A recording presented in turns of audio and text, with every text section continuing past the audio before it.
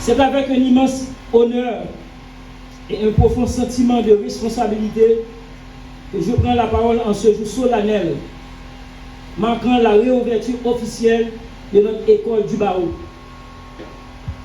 Cette institution, cœur battant de notre profession, est un lieu de formation, de transmission et d'excellence, où s'épanouissent non seulement le savoir juridique, mais aussi l'éthique, la déontologie et l'esprit de service. Elle incarne la vocation de notre ordre à garantir la qualité de la formation des futurs avocats afin de répondre aux défis de plus en plus complexes du monde judiciaire et de la société en général. La réouverture de l'école du barreau des Cayes, EBAC, représente bien plus que simple avec symbolique. C'est un acte de renouveau, un engagement collectif à renforcer notre profession pour qu'elle continue de servir la justice. La vérité et les droits fondamentaux des citoyens, les défis de notre époque sont nombreux et notre rôle, plus que jamais, est d'accompagner nos élèves avocats avec l'excellence, leur inculquer l'indépendance, la rigueur et l'humanité indispensable à l'exercice de notre noble métier. Je voudrais également saluer nos élèves, futurs avocats, qui aujourd'hui s'apprêtent à suivre cette formation qui sera, je n'en doute pas, un tournant déterminant dans leur carrière. À vous, je dis, soyez fiers de la voie que vous avez choisie. Vous portez avec vous la lourde responsabilité d'être les garants de la justice. Soyez curieux, soyez passionnés et surtout soyez intègres.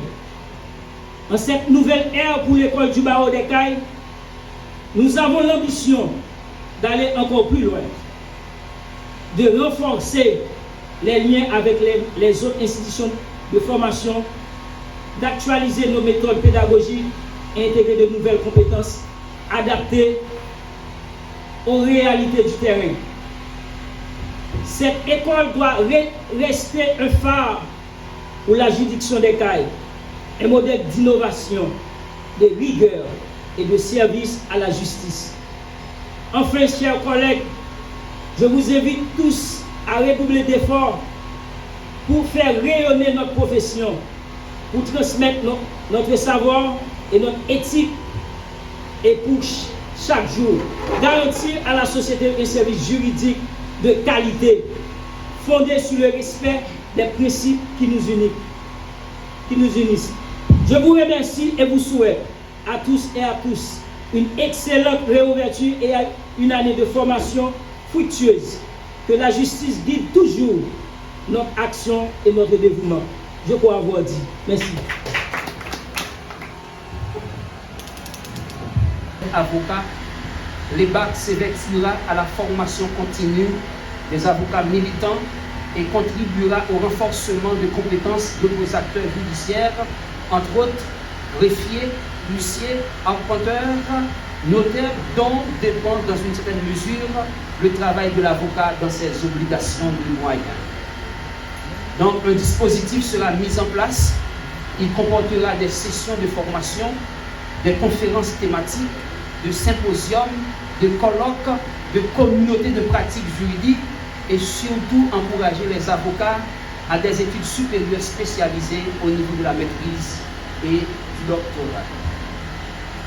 Aussi, m'est-il permis à cette phase de ma prise de parole de remercier et féliciter les professeurs, les formateurs de l'EBAC, composés d'avocats, de magistrats, de juristes doctrinaires et d'autres professionnels de sciences humaines et sociales. Merci d'être venus auréoler l'éclat de cette cérémonie d'ouverture. Sachez que sans vos conseils, sans vos partages de connaissances, d'expertise et d'expérience, sans votre collaboration, l'EBAC ne sera ce dont nous rêvons d'elle. La profession d'avocat dans la juridiction des CAI, en particulier, ne sera pas ce qu'elle doit être. Qui veut aller loin, ménaille sa monture.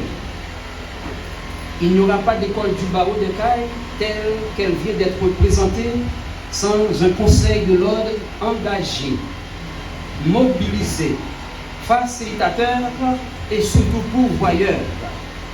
L'EBAC, pour être à la hauteur de sa politique de formation et de développement professionnel telle qu'elle a été présentée, a besoin d'être doté à court, à moyen et à long terme des moyens humains, matériels, financiers et technologiques.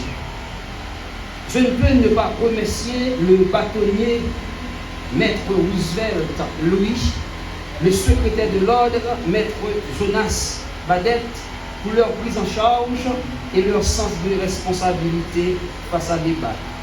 Ils ont tenu plusieurs réunions de discussion et de travail pour culminer à la cérémonie du jour et au lancement des activités de l'EBAC. Je remercie aussi le trésorier de l'ordre pour ses apports significatifs. Aux autres membres du Conseil et à tous les avocats du barreau des CAI, je lancerai un appel de confrérie, de solidarité, de ralliement pour construire ensemble l'école du barreau des CAI et pour redorer, in fine, le blason de la profession d'avocat dans notre juridiction au CAI. En définitive, la politique de formation de l'école du barreau des CAI s'organise autour de 3 axes en interaction: formation et développement professionnel. 2. Déontologie et valeurs citoyennes effectives. 3.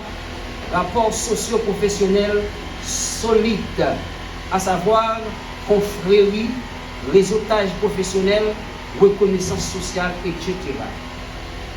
Aussi, mettons-nous ensemble, membres du Conseil de l'ordre, formateurs à l'EBAC, avocats, professionnels du droit, élèves avocats et citoyens engagés, afin de créer une nouvelle société de savoir et de valeur pour une autre profession d'avocat dans la juridiction des CAI et en Haïti en général.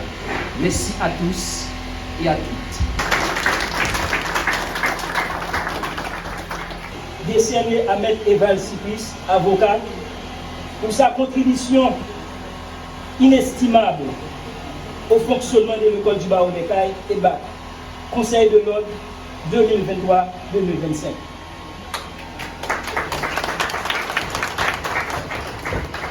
Merci, Monsieur le bâtonnier. Je reçois de tout cœur cette plaque d'honneur. Je veux dire cette phrase. Pour mériter l'estime, il n'est pas indispensable d'avoir fait de grandes choses. Il suffit de les avoir tentées. Merci.